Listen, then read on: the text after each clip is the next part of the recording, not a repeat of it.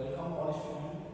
Today we are going to start Green Skills again, which is chapter 4 in your information technology.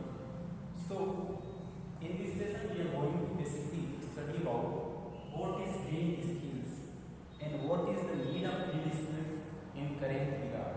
That is, in present era, what is the need of green skills? Why now most of the countries think about green skills regulation. तो basically इसके पीछे कुछ चीज़ें हैं, कुछ points हैं जिसके बारे में हमको स्टडी करना है, जानना है और ये जरूरी भी है आज के लाइफ में, आज की सिनारियो में इसके बारे में पढ़ना जानना बहुत जरूरी है। क्योंकि ये प्रेजेंट की चीज़ें आने वाले फ्यूचर से भी रिलेटेड है। कहने का मतलब यहाँ पे ये है कि आज की जो चीज़ें हैं, आज जो कुछ भी अवेलेबल है, ठीक है, इस अर्थ पे, इस यूनिवर्स में, उन सभी चीज़ों का जो आज डिमांड है, जो आज के टाइम में नीड है, वही सेम नीड हमारे फ्यूचर जनरेशंस को भी होगी। ठीक है, तो कुछ चीज़ें हैं जिसको हम लोग को पढ़ना है, समझना है कि ग्रीन स्किल्स की क्या रिक्वायरमेंट है, इसके अंतर्गत हम क्या कवर करेंगे, कौन से टॉपिक्स पढ़ेंगे, इसके बारे में हम बात करें। तो इसमें ग्रीन स्किल्स सेकेंड में हम बात करेंगे बेसिकली सस्टेनेबल डेवलपमेंट।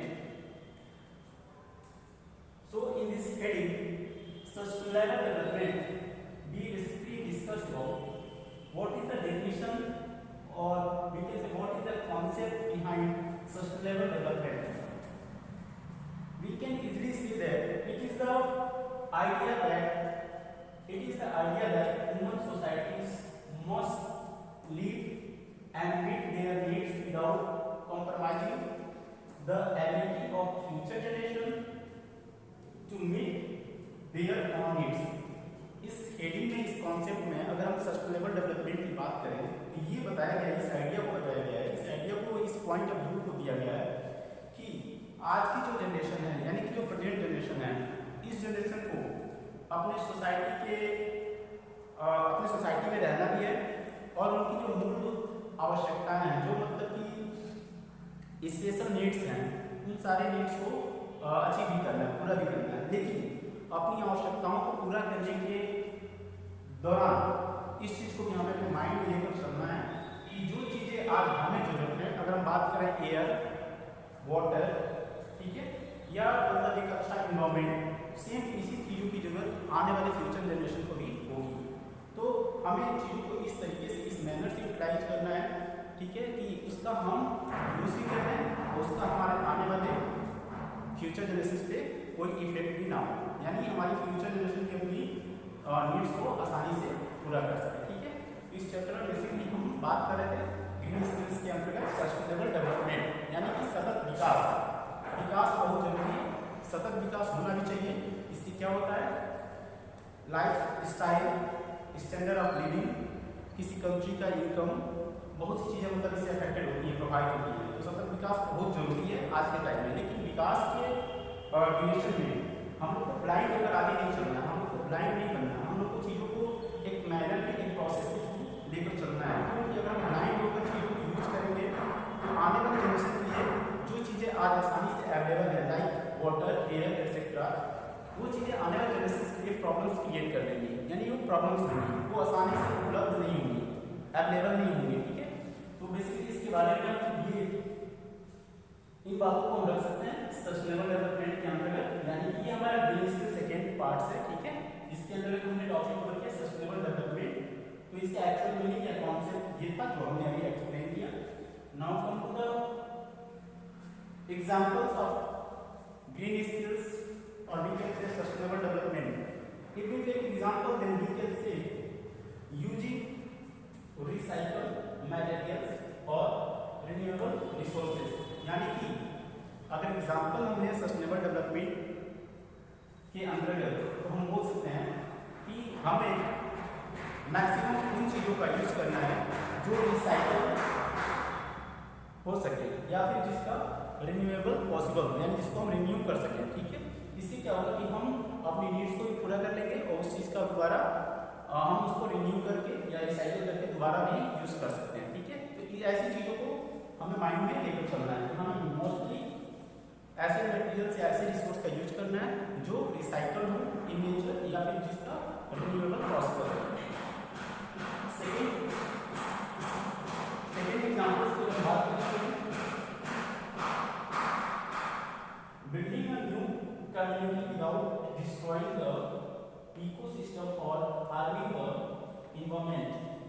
यानी कि अगर आप कोई नया सोसाइटी नया कम्युनिटी डेवलप कर रहे हैं तो बेशक करिए, कोई दिक्कत नहीं है, लेकिन कुछ भी न्यू करने से पहले, कुछ भी डेवलप करने से पहले, ठीक है, हमें इस चीज़ को अपने माइंड में लेकर चलना है कि उसका इफेक्ट हमारे फ्यूचर जनरेशन पे ना पड़े या बहुत कम हो, ठीक है, यानी निग्लिजेबल हो, ठीक है। तो ये सब चीज़ों को हमें माइंड में लेकर चलना। ये कुछ एग्जाम्पल्स थे जो बेस्ड पे sustainable development. Okay,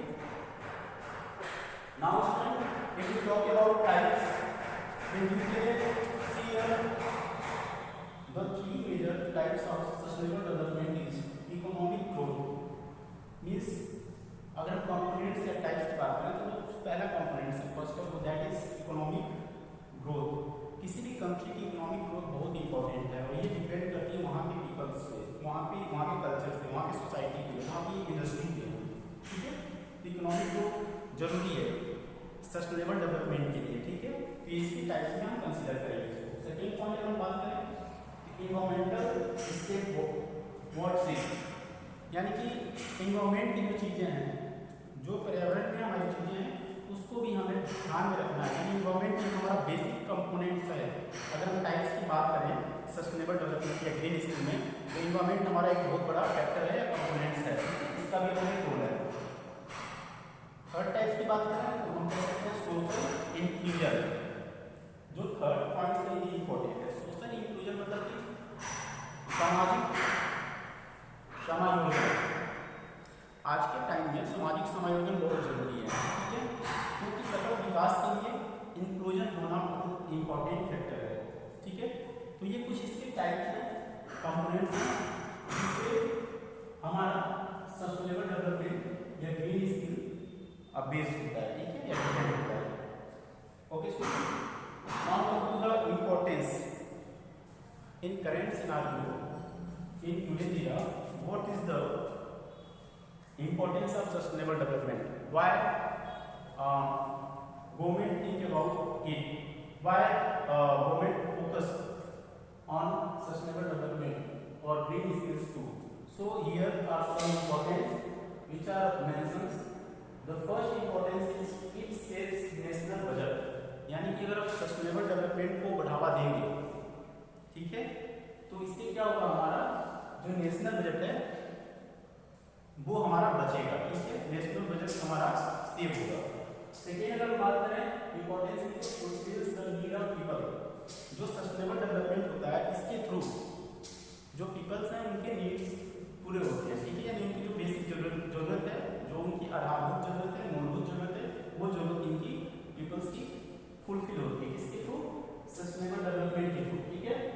now we will take third importance, then we can say it conserve natural resources and